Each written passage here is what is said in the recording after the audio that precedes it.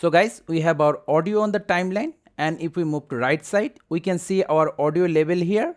So let's select the clip, go to filters, or from up here select the filters, then click on this plus icon, search for gain and volume. With this filter we can control the volume of our audio. Now from 5 seconds we want to reduce the audio gradually. So move the playhead to 5 seconds. Make a keyframe by clicking on this stopwatch. As you can see, now we have a new graph here. Now move the playhead a little bit. Reduce the audio level. See at the right side, the audio level is dropping, and on the graph the audio level is gradually dropping. If you want to control the duration, just select the second clip and drag. See? It's really that simple. And if we move to the first keyframe, as you can see, our audio level is too high. To drop the audio level, just single left click and drag down.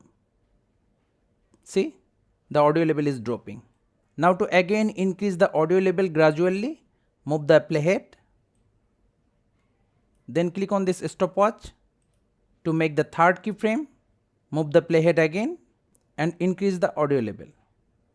See? Gradually increasing. Lastly, suppose our keyframe graph is not showing. To enable the keyframe graph, go up and click the keyframes. See? Now we have our graph again.